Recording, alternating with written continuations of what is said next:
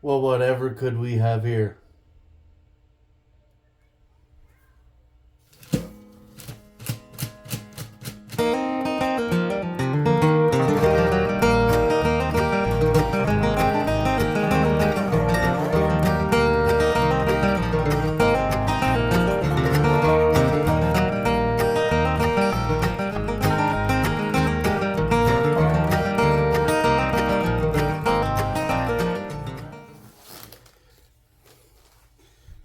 G'day folks, Lucas Welsh here. And today we're unwrapping a guitar. That's right. When you see that square headstock, you know what that means. That's synonymous with quality. That means Denver guitars. Yes, it does. I just hope some of you were thinking it was a Martin. That was cruel. That was cruel. All right.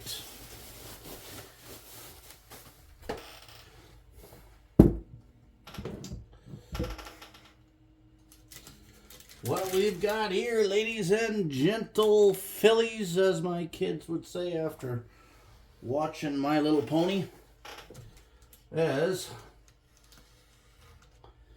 we have got us a Denver guitar. That's a DD 434, I believe. A DD 34S Natural. Okay. This is Denver's little 3/4 size kids guitar. I've been getting these in for a few years now for my students. And a couple reasons.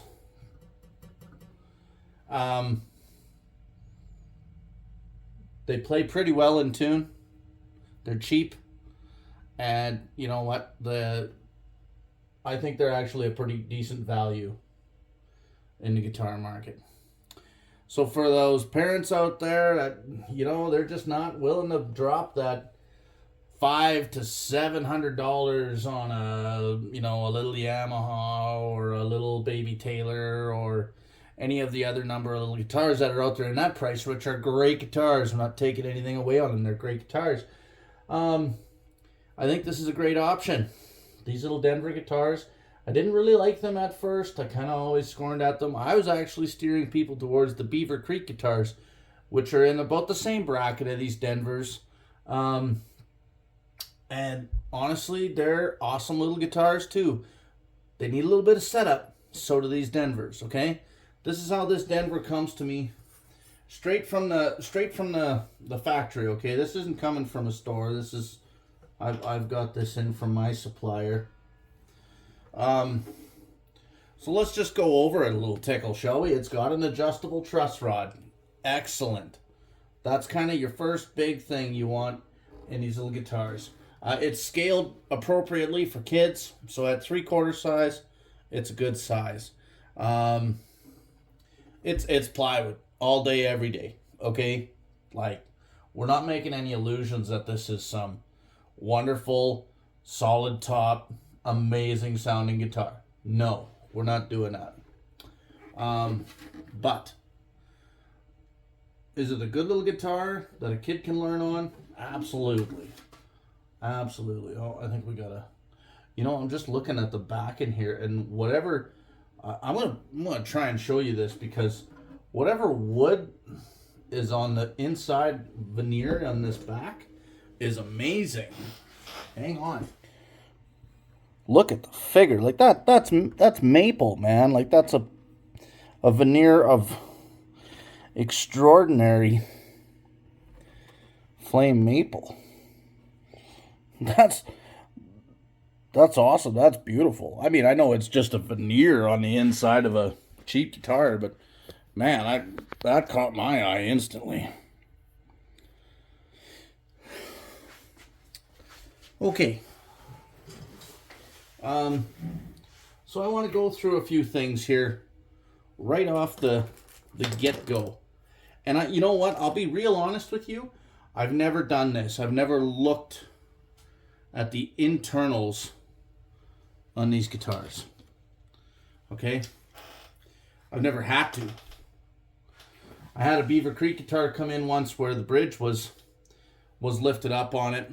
So when I got into there, I realized that it was a fan braced, more like a classical guitar would be, and it had no bridge plate whatsoever. So that was not a great tick in favor for the Beaver Creek guitars.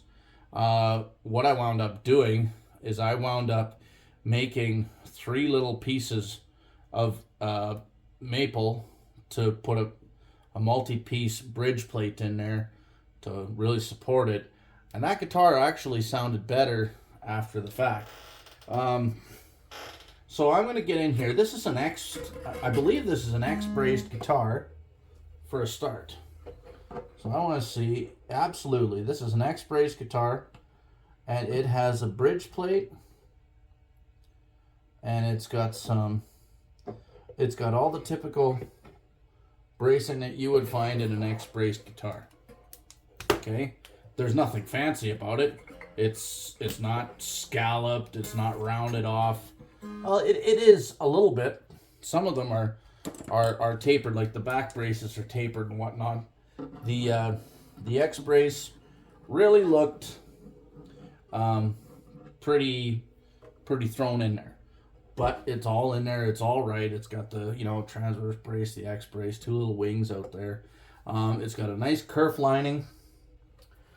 It's got it probably has plywood end blocks and neck block. That's fine. Plywood's stable. That's what you want. That's what you want in a kid's guitar. Stable. You want this thing to be all whack, and it's not going to fly apart. Nice little compensated bridge. Okay, saddle, I mean. The bridge is chunky, thick, tall. The end pins on these guitars are rarely fit super well. Okay, we'll just get that out of the way. Comes with a strap button on the end.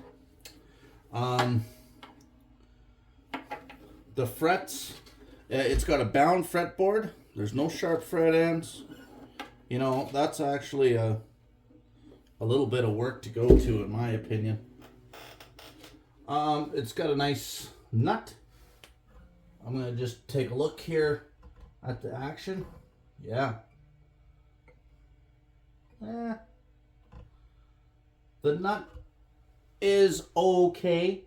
There's a couple places where you adjust these guitars. One is at the nut for playability. Let's be honest. Most kids, when they're starting out, they're in the first 5 frets, okay? You want that playing awesome in there. If the whole guitar plays great, that's awesome too. I don't really see nothing wrong. The fretwork is what the fretwork is. It's not, there ain't no shiny luster mirror finish to the frets. Is anybody looking at your frets that close? I know, if I polish up frets, I play them for a little while. The shine is gone. So mirror polished? Is it that critical? No. The gearing in the tuners is nice and slow, so it's not fast movements, so here we're straight up with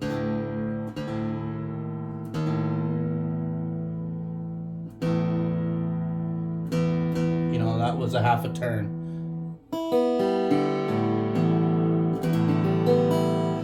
You want slow tuners when you're teaching kids how to tune, because they go and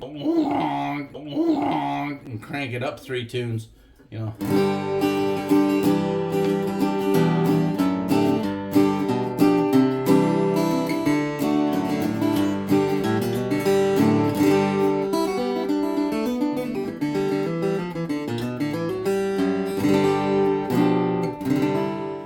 Works right out of the box. Okay, it plays. It's a little tight to play. Let's just take a couple little measurements here, shall we? Let's first look at our Neck angle. And that neck is really quite straight. Really quite straight looking. Let's get scientific, shall we? I'm going to grab my Stumac neck relief gauge here. And let's see if we can find a fret. That's showing me about 6 thousandths. Yeah, about 6 thousandths relief on the neck, which is pretty straight. You know, if your fretwork is good, there's probably nothing wrong with that. I don't think there's nothing wrong with the fretwork here.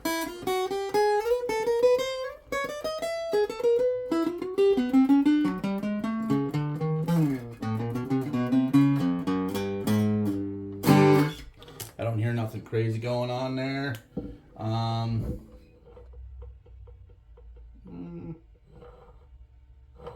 Might be a high fret in there. That one is a little tickle high. So the fretwork is not perfect. Let's just say that, okay? I mean, and I bet you nobody checks the fretwork on a Denver guitar, okay? I bet you no shop actually checks that. I'm going to give this one just a little tickle of relief here.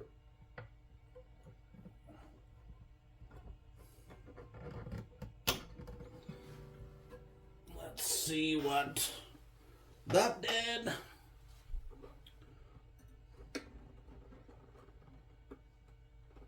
Yeah, there we go. Now we're 9, between 8 and 9 thousandths relief, which is typically where I set a guitar, right around 8 thousandths.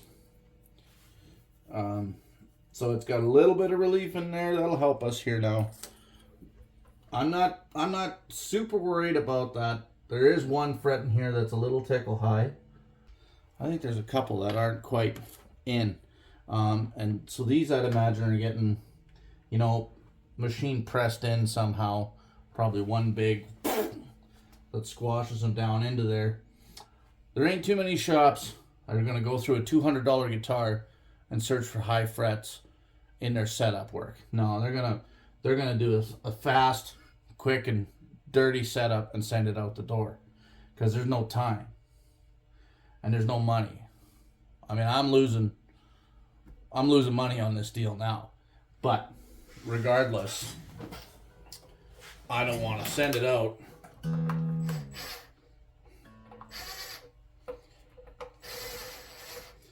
knowing that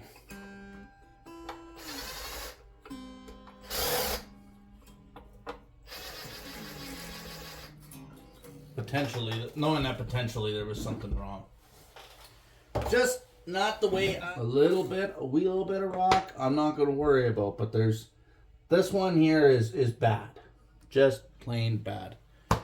So we're going to wick a little bit of super glue in there, and we're going to clamp it in there and see what goes on. That's what we're going to do. That is. It just is what we're going to do. Now, what you can do, if you've got one of these and you don't want to bust out, you know, the fret press or this or that or whatever, you can take yourself a radius block if you've got one. You can put it on there, drop your glue, put your radius block on, clamp it. That'll work. And that works good. You don't have none of that, you can use a capo. Good, strong capo. Put it over there.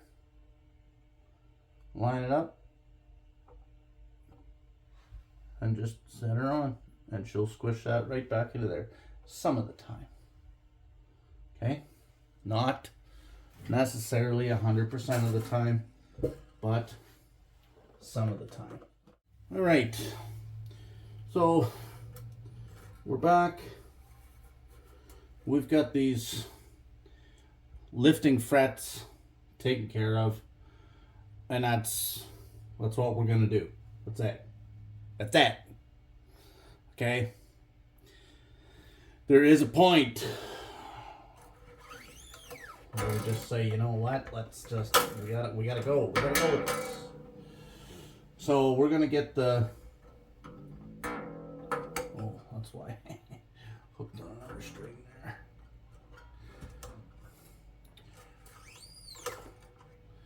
The last. So we did work on these on the nut a little bit, but that's kind of the big spot right now that we're going to. Now,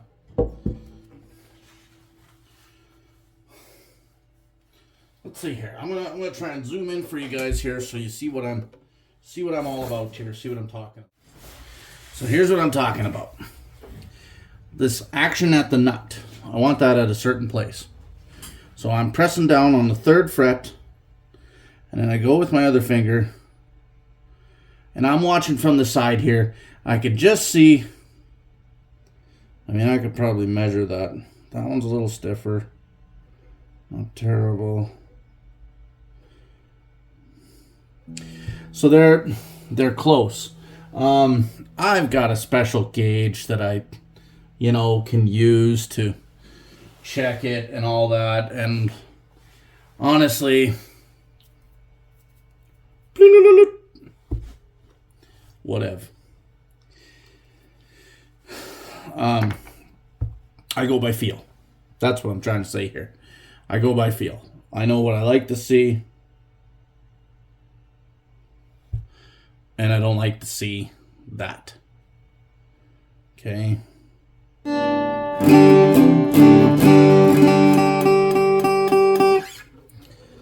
I gotta push down way too hard.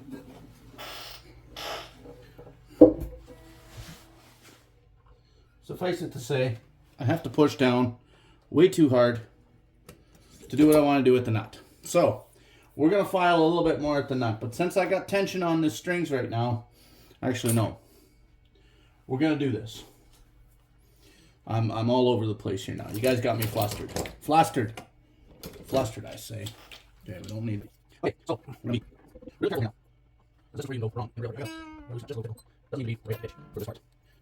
Here I've got my little files that I picked up. They've got a file on the side. We're going with the angle heads on marks. Okay.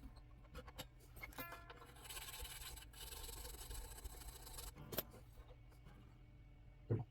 Let me go back. Okay. Oh, these are all size right, so make sure you're going some kind of order.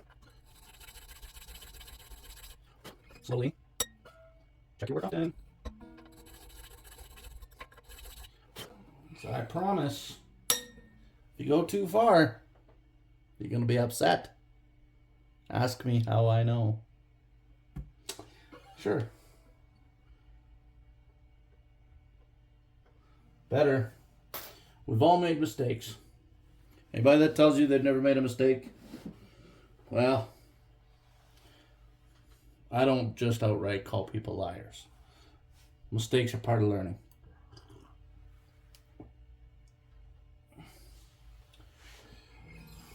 Check. There it is. Also, make sure if you're using nut files like this that you're not using the smooth end. There's a smooth end and a serrated end. Smooth end ain't going to work very good. The bigger they get, the faster they cut. So you definitely want to be careful. Whoa, yeah. Like that.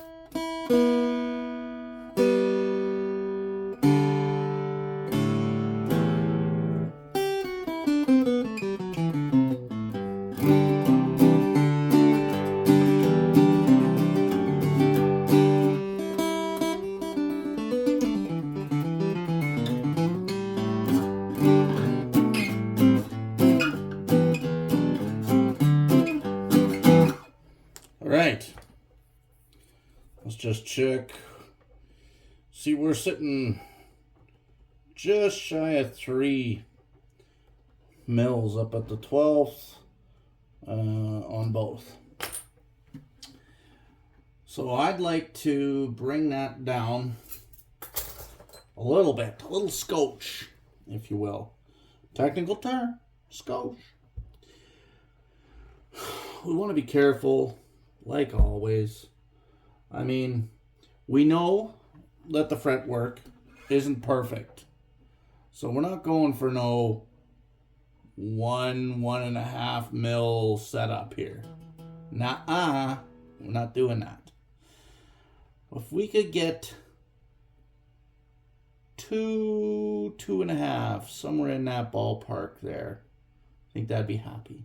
So we got to get about a 0.5 mil here, which means we're going to take about 1 millimeter off of this saddle. That's what that means. That's what it means.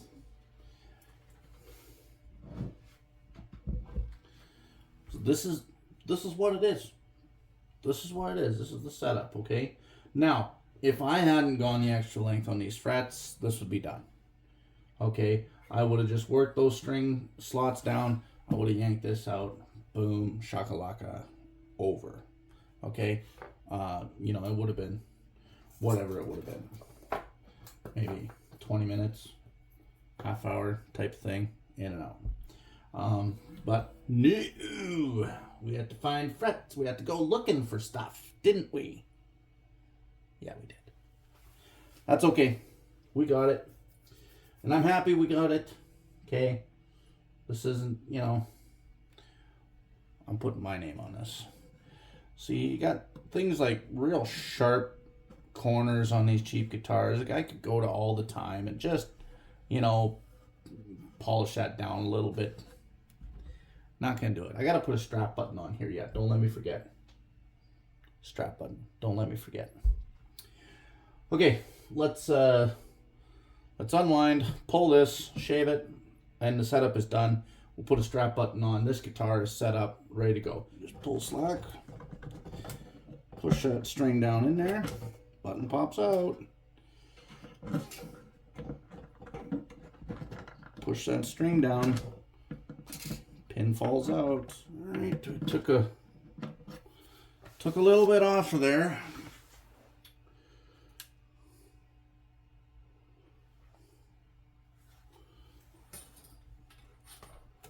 Oh boy, what's going on here? I'll be honest, I asked my wholesaler not to set them up, because I said I redo all your work anyway when I get it in the shop and set it up for my customer, because they don't come set up good enough for me. And they didn't. They obviously didn't. So they had one sitting on the rack, and this is what I got. Not impressed. I'll have to send them an email. I know. It's only a $200 guitar. I don't care.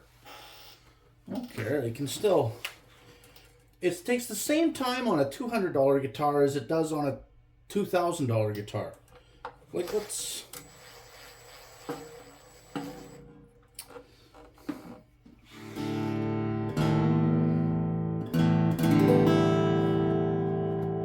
Okay, we're up to tune. None of the pins are popping. They're all at a decent level, so they'll come out.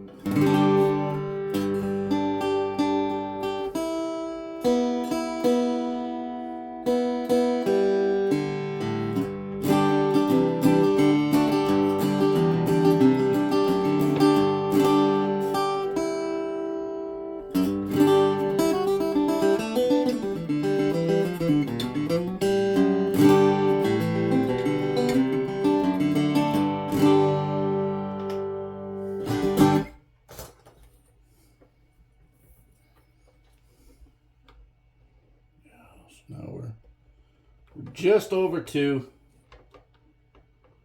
And well, we're 2.5. It's good. We're not gonna go anywhere else. They're 2.25-ish to on the 6 to 2.5.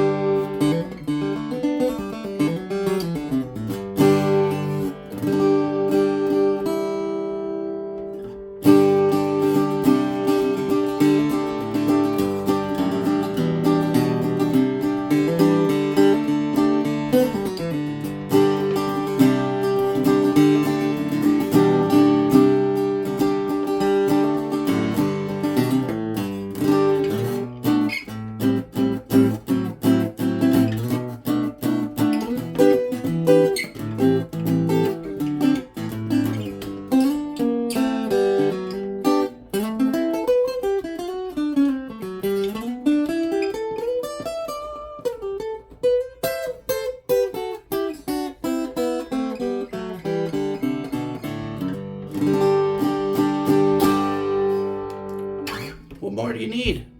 Huh? What more do you need? Denver guitars. They play in tune. They sound as good as a little cheap guitar can. I will say that I think the necks are a little bit thick on them, a little chunky. Not so much depth-wise, but width-wise.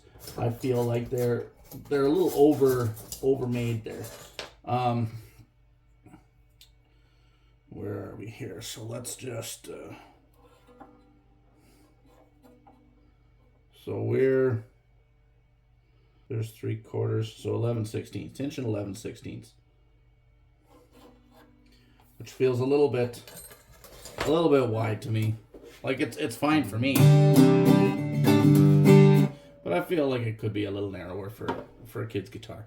But regardless, they work good. They play good. There's no sharp fret ends. Now the frets are reasonably level and level enough that we can get an action that's suitable for learning on.